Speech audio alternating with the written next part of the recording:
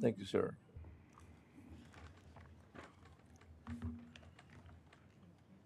Back to your pass, unloaded, came back to the herd, came over here. Okay, it is regular scheduled meeting called to order. Roll call.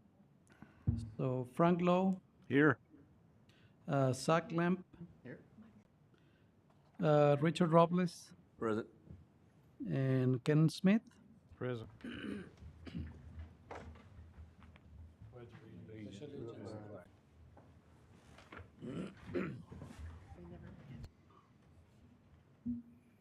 I don't think we have anybody.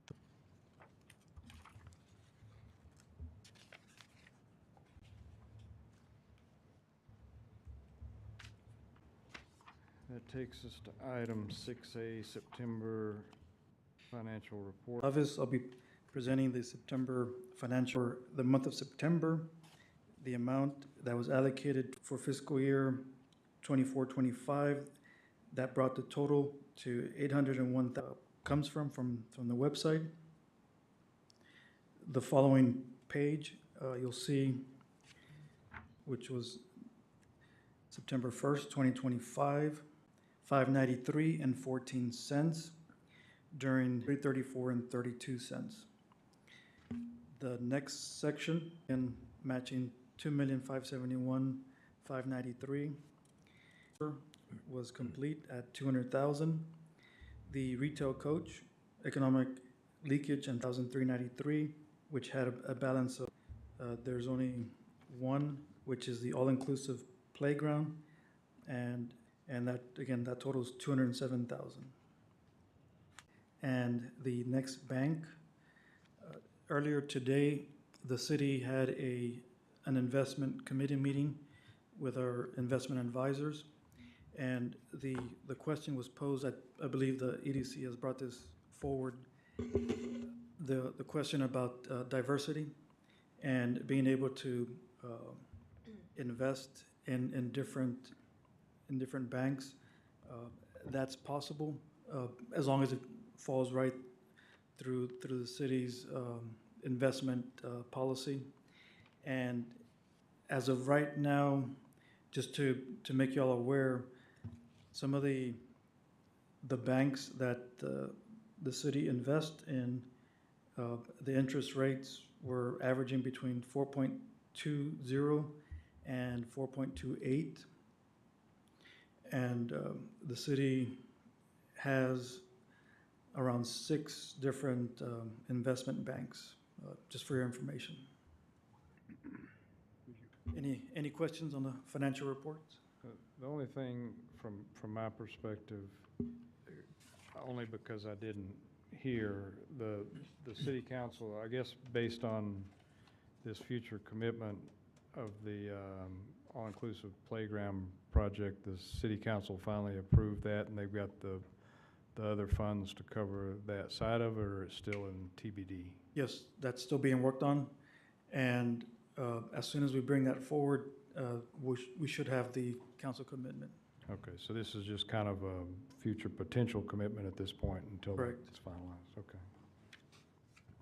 Okay. Any idea how long it'll be before they know for sure that they have all the monies? So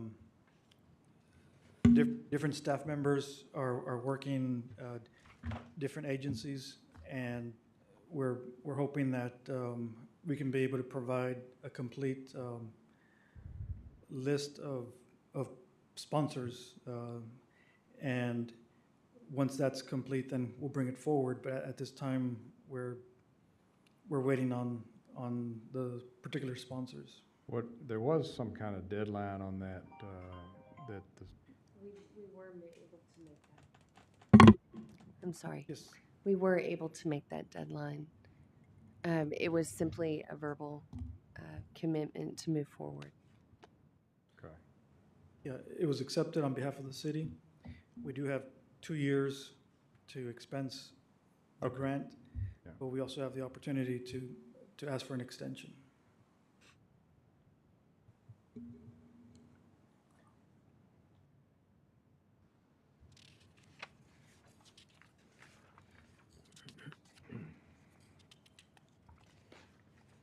Other than that, I have no questions.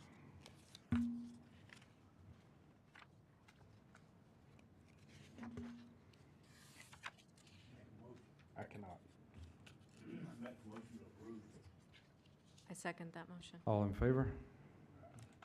Thank you.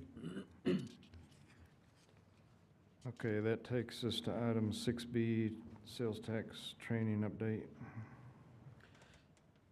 Okay, we discussed about this, the last couple of meetings. We are basically very much set already for Friday, November 21st. It will be 8 to 10, 10:30, maybe 11 at the latest. Um, the recommendation last time, and I think that's probably our best way to go about this, is to hold our EDC November meeting right after, now that we're going to be here together. So again, Friday, 8 to 10:30 in the morning, and then from 10:30 or 11 until maybe noon or so for us to do the EDC. I already confirmed with Carlton Schwab. He's already is on his calendar, so he already confirmed that he's coming. Just as a reminder, they're gonna invoice us for his visit. It is gonna be $2,500 for the cost of he coming here and doing the training. Which again, we have already discussed about the fact that it will be more cost effective to bring him here versus all of us that need to take the training to go and take the training. Another option was to do it online, but I think the general consensus was, for us to utilize, the value that Mr. Schwab brings to the table by being here in Del Rio for that day. So that's pretty much what I have as far as the sales tax training. And it is mandatory, by the way, so, we know that already, but just wanted to make sure that we know that. Okay. Questions or concerns? Are we still on for the 21st? Yes.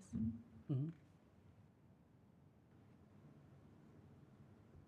All right, that takes us to item 7, executive session. Executive session on matters covered by section 551.087 of chapter I think- 551.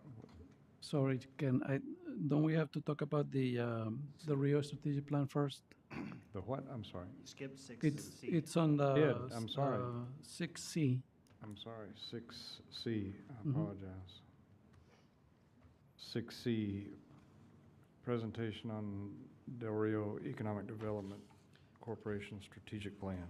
I apologize. Right. We discussed about this last time. I basically brought it to your attention the fact that we needed. My recommendation was for us to come up with a strategic plan for the EDC, for the Economic Development Corporation. I made the comment that it was my understanding that we didn't have a strategic plan for the EDC. However, there is a document that was created back in 2020. It's called Envision Del Rio 2040. And it has, I think there's 12 or 13 chapters. What I did is I included on the handout, and we're going to go over chapter 7. Chapter 7 talks about economic development. So that particular chapter really pertains to a lot of the things that we're trying to accomplish under the Del Rio Economic Development Corporation. So if you don't mind, I'd like to go over, and again, keep in mind that this, I don't know if it says page 172. It should say chapter 7 economic development in your handout, something that looks like this. That is the first page of that chapter 7. I printed out the entire chapter, and again, once again, keep in mind that this is what we as community said that we were going to do for the next 20 years back in 2020. So it's been just about 5 years ago that this was created. And also keep in mind that this is a dynamic document, and actually it does say in the document that is a lively dynamic document that is meant to be adjusted and changed with time. So I think this is a very good opportunity for us to revisit this and adapt, what the community desire was 5 years ago for the next 20 years, and bring it to 2025. And I think that's kind of the opportunity that we have, is once we bring it to the current situation of Del Rio and the region right here, right now, I think we can make our own internal strategic plan. But before we go into the details of the strategic plan, what I like to ask you is, usually what happens, and most of you should be familiar with a strategic plan and a SWOT analysis, strengths, weaknesses, opportunities, and threats. Usually what we want to do is, and again, we discussed about this last time, but just to refresh everybody's memories, is have the board members to have the input, bring some other key players from the community, chambers, trade associations, educational institutions, and so on. Anybody that is a stakeholder as it relates to the economic condition of Del Rio and the region. And we will, have like a retreat. And basically, what that means is that we'll sit down together and we'll have a brainstorming, conversation, and share ideas as to what we feel is the appropriate way for the EDC specifically to move forward, or to push this agenda that was created 5 years ago. And again, if you look at it, it's going to get you a lot of information that I would personally say that is still relevant. But I think, 10, 15, 12, 15, different people have a much better end result than one person. So what I'm giving you is my personal opinion based on what I've seen. But I think most of these items on this chapter 7, the strategy for economic development, is still valid today, 5 years after. But I think there are some gaps, some things that perhaps they didn't exist back then, in 5 years ago, or they didn't look at them, or there are some things that we need to be updated and adapted. So I think this is our opportunity as CDC, as Economic Development Corporation, to bring this up to speed and become even more relevant. On another note, this strategic plan is not only going to help us internally to better understand what our function is, but also to share it with the community. And at the same time, it will help me personally to get a much stronger sense of direction. As you know, and Mr. Lowe, I just met you, but I've been here for about 2 months and a week. So, but I feel like I've been here for a couple of years already. And I'm saying that in a good connotation. But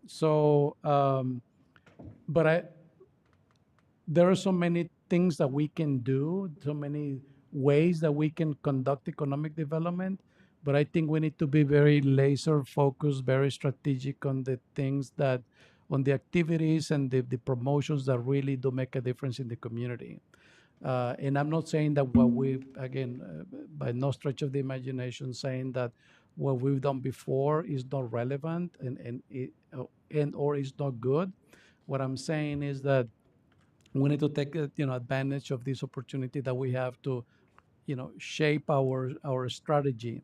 Again, we didn't have one at the EDC level, and I recommended last time for us to consider putting together one, and there was general consensus to move forward with a strategy. So that's why I started to do a little bit more research as to what has been done in the past, and that's when I found out this chapter 7 at this Envision 2040. And again, mea culpa, I was not aware of it.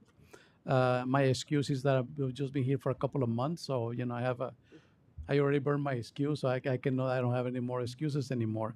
But we can get together. What I would recommend is that we identify other members in the community that have a vested interest, that are major stakeholders for economic development, and perhaps do not necessarily, in person, or just like a retreat of 1 or 2 days. Rather, perhaps have more like a Teams or a Zoom call where we can get together. Perhaps it might make, you know, easier for us to get together and do the brainstorming. Or, and I'm talking about the operations side. We haven't talked about the meat and potatoes, right? So I wanted to ask you, what your take would be, as it relates to the way that we'll do it. Do you guys want for us to sit down together in person? Would you prefer it to be more like a virtual type meeting or meetings? Or the other thing that we can do, what is really important at the end of the day for me to put the strategy together, is to get the content. I would like to pick your brains and get your everybody's perspective so we can, gather all these ideas and then come up with some strategic objectives so we can do strategic tasks as a result of those strategic objectives. So if anybody would like to, provide your feedback about that. Let me ask, is anything about the Port to Plains project included in that strategic plan? On the Envision, the Rio 2040, there is not very specific about Port to Plains, but there is definitely a or directives about infrastructure, for example, which, the Ports to Plains is really as you know, is really, physically it's a highway 27 that will eventually run through Del Rio, and it's going to go all the way down to Mazatlan, right? It's going to go into Mexico, and it's going to go all the way up to Canada. But Ports to Plains is more like an economic corridor. It's more like, the development of the economy that in turn, that there is a road that happens to run through it, right? So we need to be, we as community, we as Del Rio, and I'm gonna say Acuña as well, our community, we need to be in tune to that, and that needs to be integrated on the strategic plan. The other big, another you're asking about, the details. The other big missing piece that I found on chapter 7, there is no strong focus on airport and airport development, and having a carrier on a regular basis that will have flights in and out of Del Rio. Again, I understand that back in 2020, we did have an airline that used to come back and forth. Right now, we don't. So, the strategic plan is for us to challenge ourselves. What is the priority? Do we want to, bring a restaurant? Do we want to bring a Sam's Club? Do we want to bring American Airlines back? Do we want to, push manufacturing? I mean, there is so many, and that's kind of my what keeps me awake at night is, I have so many routes to take, but I need to know, I need to have a sense of direction. And when I say I mean not only I personally, but the entity, the Economic Development Corporation, and the Economic Development Department within the city. I mean, all the economic development efforts that we have, they need to be focused on place our bets in the activities that will provide us with the best ROI today, tomorrow, the day after tomorrow, and 10 years down the road. That is, at the end of the day, the intent of a strategic plan is for us to have a sense of and for me as well, to have a sense of direction. Because if we just go about doing our best every day, but we don't have a sense of where we're going, we're gonna get there fast. I mean, we're just gonna end up here, because any destination is gonna make no difference because we don't have an objective, we don't have a goal in mind. So the whole point is, my overall point is, I like to plant a stake, 10 years on the road and say, that's where we're going. We might not end up being there, but at least we have a sense of direction, right? And going back to your question, Ports to Plains it will play a very key. Right now, we don't see it, and you're not going to see it in 2026. But in the future, if we play it right, we are going to see a boom in Del Rio and Acuña in the community if we play it right. But how do we go about what does play right mean? We need to define that together. I'm just trying to facilitate, picking your brains and other stakeholders in the community, so we have a more factual, non-biased direction. Because I can tell you my perspective still from the outside, because I've been barely here for 2 months and a week. I just said you like 3 times. But the fact that we get the general consensus is gonna help us to get to the bottom of it, to the activities that really make a difference. One of the good things, and it's not a good thing either, is the fact that we have about $2.5 million on the EDC account. So we have a good chunk of money that we have not used. So that's good and it's not good, right? We have the opportunity to invest a heavier amount of money in something that we strongly feel that will provide a good ROI, return on investment. But at the same time, we have left things on the table in the past that I don't know. Like I said, I'm going to say for the last time, I've been here for 2 months and a week. Mr. Hubbard, can you share with the board what you shared with us at the department head meeting about your, when you went to the Ports to Plains meeting and the importance of the bridge?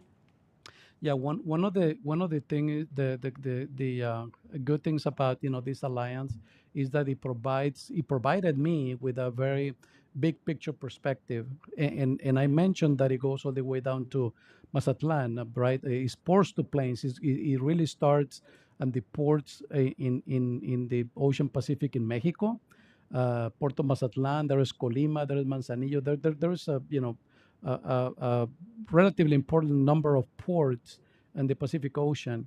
The overall objective is to connect those ports all the way, like I said, ultimately to Canada. When it comes to, again, the big picture of it is that we as communities, and we're not alone. I mean, there is anybody that is in that I-27 potential future corridor. It will eventually start in Laredo, but it will also connect through Eagle Pass and will connect through Del Rio, and then it's going to go up to San Angelo, and it's going to connect to Lubbock and so on, right? It's going to end up, hitting New Mexico, Colorado, and like I said, it's going to go all the way up to there. So when it comes the time, and again, it's not going to happen tomorrow, but when it comes the time for that Highway 27 extension in Mexico, for them to determine where is it going to go, we're going to get to the point where it's going to go all the way to, like I said, from Mazatlan to Durango. It's going to pass through Torreon, which is the La Laguna, region, which is very highly industrial. There's a lot of manufacturing, a lot of maquiladoras there. And then it is going to go all the way up to of course, going to go to Saltillo, but it's going to go to Monclova. Now, in Monclova, the state of Coahuila is going to have basically two choices. One is going to be, do we funnel this road through Acuña, or do we funnel this road to Piedras Negras, right? So that is our ability to be friends with our Coahuila counterparts, and our Acuña counterparts, and our Monclova counterparts, and our Saltillo, which is the state capital of Coahuila. Our ability to be there and influence that road takes preference is going to provide that boom explosion that I'm talking about for Del Rio. But again, it's not going to happen tomorrow, the day after tomorrow. So these are the kinds of things that, and thank you for bringing that to my attention, Anna, because I think that's important that we create awareness of these things, because all I heard about when I came on board was, we're trying to influence the roads in the United States. But there is already a movement, specifically in Acuña. I think we call it the Ports to Plains, they call it the way to go. That basically means that for them is the extension of the the ports to plains, the extension of I-27 into Mexico. So how are we going to position our community to be ready for that explosion, right? It's not only about advocating in Washington, it's also advocating in Mexico City, advocating in Saltillo. And at the same time, like I said, there are so many moving pieces. That's why I don't sleep at night lately, because there are so many other things that we need to have. We need to have, warehousing. We need to have logistics. We need to have, trucking companies. We need to have another bridge. And sometimes when I say another bridge, honestly, I like to look around, because there are some people in the community that don't feel that we need to have another bridge. So I just need to find a way to pick my battles, and this strategic plan is going to allow me personally and us as community to focus on the things that are going to provide a good ROI for us in the future. Thank you. Long answer for the question, but I think it's important that we talk about it, because we need to educate, and we need to share this story that is not really very well known, and is really not a pie in the sky, even though it's down in the future. Years to come, like I said, it's not going to happen next year, in 6 months or a couple of years. I mean, this is, as a matter of fact, they've been talking about the ports to plains for about 20-25 years. And the reality is that the only I-27 that exists is between Lubbock and Amarillo. That's it. There is no other. So that's why I'm saying that we shouldn't be focusing. It's important, but we shouldn't be focusing on the actual road, the actual highway, which is very important. It's more about an economic corridor. We need to make sure that everything that is, in our case, everything that is manufactured in central Mexico and the northern part of Mexico, if you basically, draw a line, down south from Del Rio all the way down to Mazatlan, all that section of Mexico that encompasses 5-6 states that are some of the more higher producer of manufacturing goods, we need to capture that market. Can you imagine if we were able to capture that market? And even if it is 5-10 years on the road, there's going to be even more manufacturing in Mexico, especially in those areas. So the potential literally is tremendous. That's what gets me excited as well. But we need to start right now that we're talking about in the future. Now we need to take that DeLorean and come back to 2025 and see what we can do right now. How are we going to be putting our pieces together right here, right now, with our limitations, and that's what we need to do as SWOT analysis. We need to look at our strengths, weaknesses, right, and those are the things that we have control over, those strengths and weaknesses. The opportunities and threats are more like the strengths and weaknesses from the outside, the things that are out of our control. But we need to be aware of those things, right? Thank you. Very informative. Thank you, Ms. Hubbard. Very good job. So would you Here's what, going back to your original question, but I appreciate the detailed description that you gave. Very, very informative. Here's what I would recommend as far as a committee for strategic planning. I would say that maybe, each board member, including you, and then maybe +2. Let's just say that each board member go out and find them a stakeholder to be on the committee. And when I'm saying that you create a committee that's not too big, because if it gets too big, then it's unproductive, and so on and so forth. And each board member can nominate a stakeholder to be part of the committee, and I'm saying +2, so ultimately it'd be the board plus you, and then 2 more, and then that would be the committee. come up with some type of idea feed, electronic, that feeds into you, and then you turn that into one compiled document with everybody's ideas of what they think is the priorities: bridge, airline service, industrial development, commercial development, retail, so on and so forth. Whatever that list is that we want to focus on is their favorite journey. And then we compile that into a document that could be communicated out to that committee. And then probably talking about a committee meetings starting, and I don't think it'd be something that would, my opinion, would be something that you would want to sit down and do at one event. I think you'd want to schedule it out through a couple of events over 60 to 45 days, something like that, that you'd have a couple, few events that the committee would get together, but they've got a starting document that's been fed through the course of November. And then we have an initial committee meeting sometime in the month of December, and then a follow-up, maybe two, that fine tune that whole list of things into a couple of, not a couple, but you don't want a laundry list because you can't accomplish everything, but narrow it down to something that's accomplishable. That makes sense.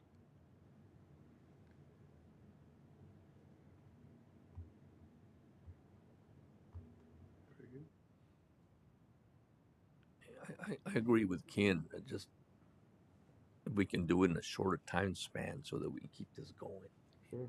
so we can get our heads together and just move forward. So when we do this, once again, just to clarify, would you prefer that we, basically gather, some thoughts, some, do it like a brainstorming, by email, for example, Yep. and then we can, compile everything, and then maybe once just get together and go over it, kind of finalize it in one setting? Yeah, I think so. I think you'll get a lot of repeats, meaning that Yeah. I think a lot of us are going to have similar goals, and then there's going to be those unique ones that we never even thought of. But I think an entrance point before you start gathering a big team will help that at least first meeting be so much more productive, I think. And so gathering that remotely through text and email and phone calls and that kind of thing is going to pay some good dividends. Yeah. Yeah, because definitely we need the input from, stakeholders, Yep. like I was saying. I think it's very, very critical in order for us to really validate, or for us to know that we're going in the right direction, because it's more like a consensus type rather than maybe two or three of us thinking about, different objectives. And it better be more like a community-wide, but at the same time, I don't think it would be wise for us to bring 200 people to the table, because it's going to be a nightmare. Yeah. So just a rather small number of stakeholders that can provide, good feedback and good value to the process. And limit that to somewhere between 8 to 10, at least one per board member, and then throw in a Right. couple of token ones just in case we want to throw somebody else in, right? Because it happens. Yeah.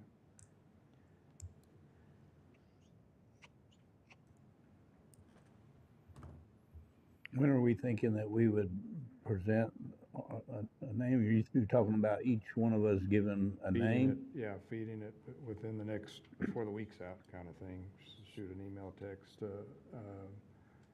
Mr. Hubbard, and then he's got that compiled list of, Okay. here's the committee.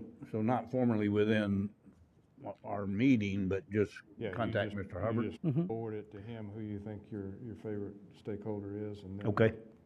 And then our ideas, whatever those ideas of what we think the top 3 key things we should focus on, and then that gives Mr. Hubbard a start to put a guiding document together that we can use in that first meeting to kick things off, if that makes sense. So the quicker we could do that, the better, right? Yes, sir. Yeah, absolutely. So if we set, like within a week, we all get a name or suggestion to Mr. Hubbard? That could, yep, makes sense. Do you want me to make that in a motion, or you want to just agree to it? I think we can agree to it without a motion, but, yeah. I think he's taking notes now, and that's what we'll do within a week. I like it. That work on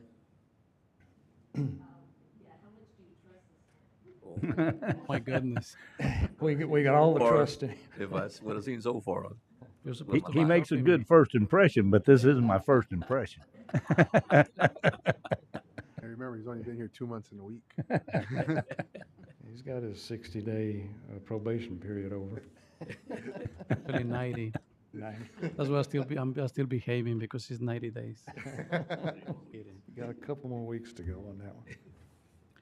Okay, so in the interest of time, if you turn to this page, just for FYI, going back to chapter 7, this basically is the summary of what we said back in 2020. These are the 8 different goals that we set up back then. And I'm just gonna read them very quickly. You know, it's Pages- Page pages? 183. is 183. I couldn't read it if I was looking at it, Like so I'll this. let you read. The goals that we had again back as economic development for the city, for the community, was tourism as the first goal, port of entry, Laughlin Air Force Base and local colleges, downtown Del Rio, support and cultivate homegrown businesses, nurture the arts economy, workforce development and support, and business infrastructure. So again, you know, this is what we said we were going to focus on 5 years ago, right? But this is a 20-year plan. And as you can be telling right now, some of these things are, you know, valid and current, but I think there is things that we need to add or retool or refocus, right? In that Yeah. this strategic plan is going to provide us with that opportunity to retool and refocus.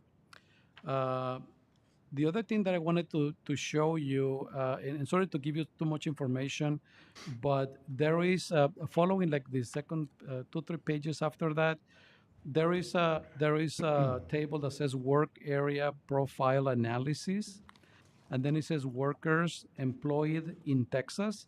So basically, what I wanted to show you, and again, this is just food for thought, right, for us to, you know, start thinking about what is it that we can do, you know, as Economic Development Corporation. I wanted to show you, you know, some numbers for Texas, and then I'm going to show you the numbers for Del Rio, for us to see the difference and the gap, and see what is it that we can do to you know, to move or to create our strategic objectives to improve the economy in Del Rio. If you look at that work area profile analysis, if you go to the next page, which it doesn't have a number, but well, it actually says page number 2. It says jobs by NAICS code industry sector, and then it's gonna show. It shows that, you know, the people that are employed in Texas throughout the years. The information that we have on Chapter 7 is information from 2018. Now, this information, I wanted to give it to you because this is the most current information. This is the years 2019 till 2022. What I wanted to pinpoint about is that in Texas, the industries that have the majority of the workers are, for example, manufacturing, 7%, and it's been pretty, you know, pretty stable, 7.1, 7.2, 7.5, you know, in the 7, you know, at the state of Texas level. Retail trade, 10%, professional, scientific, and technical services, 7%, administration and support, waste management and remediation, 6.9%, education services, 9.9%, healthcare, 13.4%, and so on. The other numbers are really not relevant for our conversation, but if you flip it over to, and again, I didn't put a number, but if you go maybe 5 pages down, you're gonna see the same form that says work area profile analysis, but then it says employee in Del Rio, Texas. So it looks like something like this. Okay, that's- So I wanted I'm sorry? That's the first page first.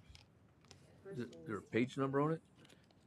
The first section is about Texas, and the other section is about Del Rio.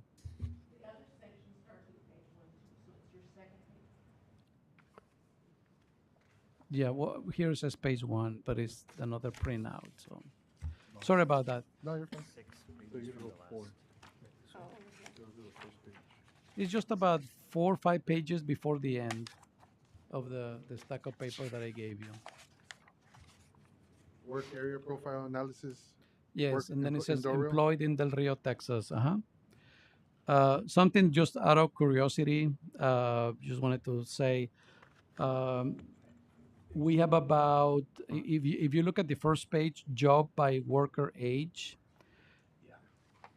30 and up amount for about 75% of the workforce, which basically means that, very young people are barely 24%. So I just wanted to pinpoint that out to you. Also, the income level, about 70% of the people in Del Rio in 2022 made less than $3,300 a month. And this is about 70% of the people. To me, that number is concerning. So it's just, again, it's not about bringing a job, but it's about bringing, stability to the community where people can make a good living so they can stay. And I can see that there is this tendency, since the population of Del Rio has not grown, that basically tells me that there is migration out.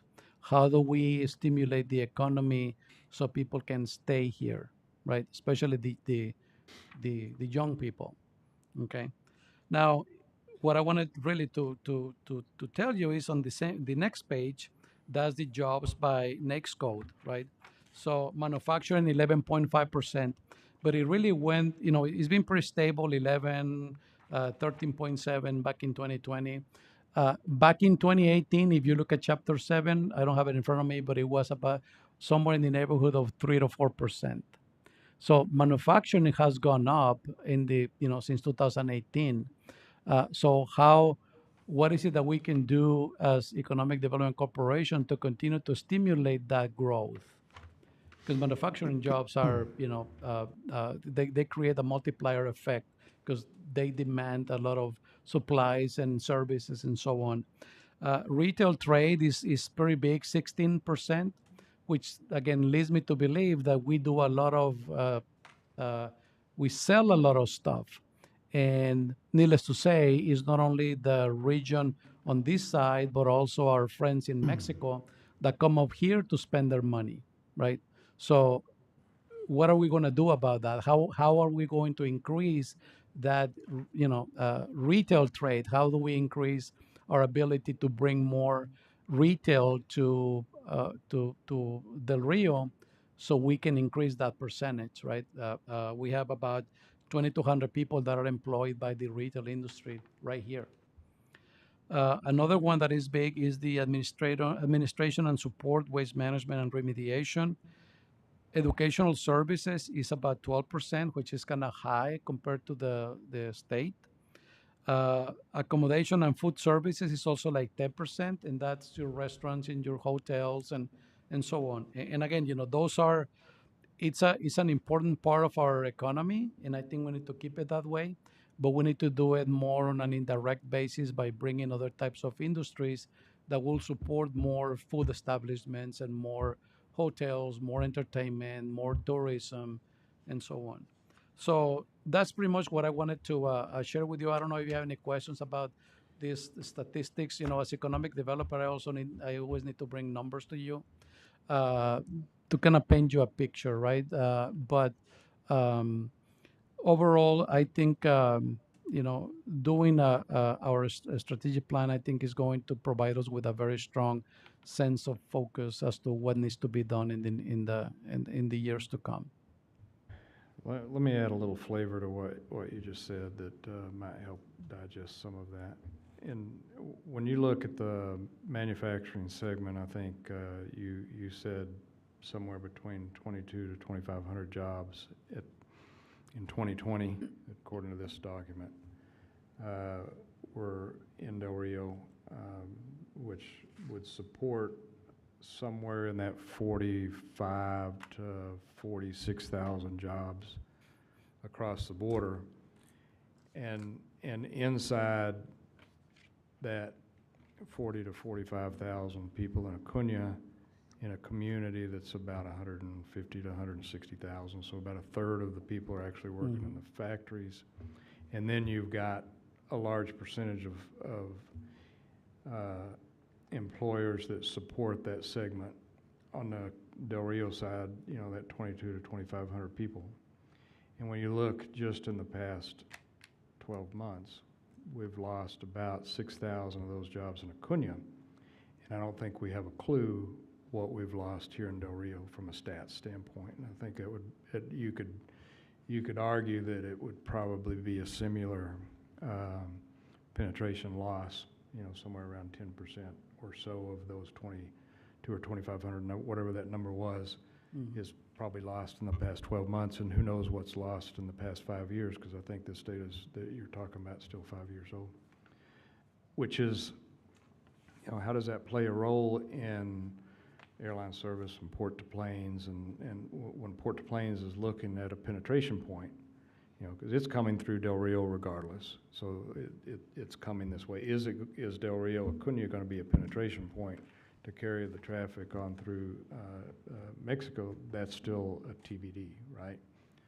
But is it compelling for whoever that is that's looking at what that penetration point is going to be, to look at a manufacturing segment that's basically supported off of that traffic lane in a reducing market, right? And so something that we really got to digest in that strategic plan. What are we going to do to focus on getting and I echo what Mr. Hubbard said. I think technical manufacturing jobs, not low-tech manufacturing jobs, and here's why I say that, is Mexico over the course of the past, I don't know what, Jackie, 5 to 7 years, something like that, they have divided the country into different minimum wage sections,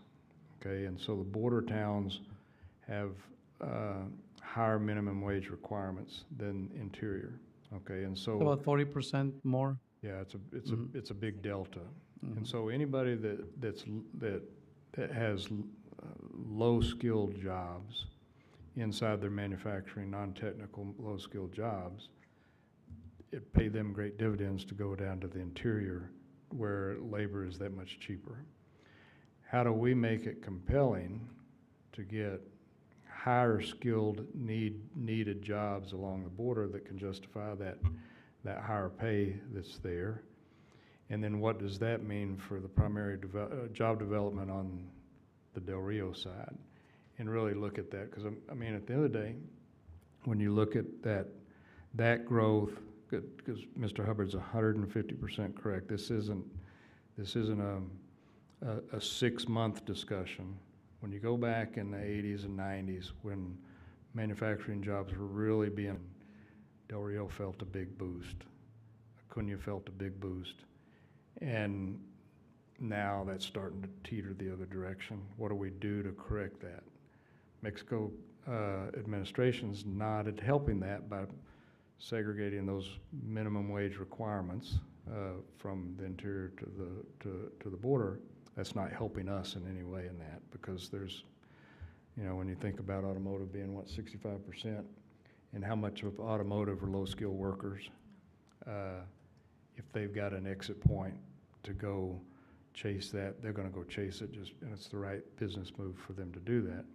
But how can we go market that, and how do we get that built into our strategic plan? So I'm just adding a little flavor to some of what you just said for Yeah, thank you. the food for thought. So I'm going to follow up and, do identify those stakeholders, and then I'll follow up with that. perfect. Let you know. And I think we need to do this not as part of the the EDC board meeting. It needs to be kind of offline. We need to work it out, and then come back to the EDC board and provide a report, and ultimately present introduce the strategic plan to the board. But a lot of the work that needs to get done, we're gonna do it offline, and then we'll present it to the board. Outstanding. Good job, Mr. Hubbard. That was great. Thanks for taking me back. I apologize for skipping 6. That was kind of important. Yeah. My bad. Anything else on item 6C? Yes, I I'm just sorry. have one note. I don't want to belabor the issue. It's not on the agenda, but it is part of the strategic plan. And that is that we will follow back up with you in the February, March timeframe regarding aviation and recruitment of airline. Perfect. That's what we are working diligently on right now. Outstanding. All right, that takes us to now item 7, executive session.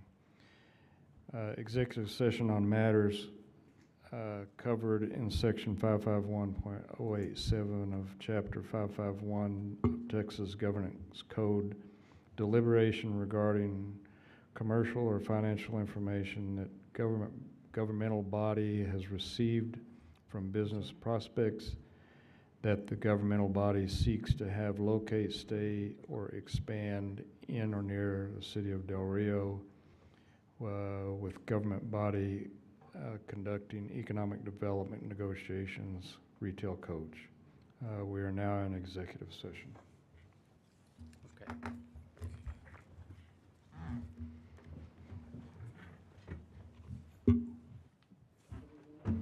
That'd be easier, yeah.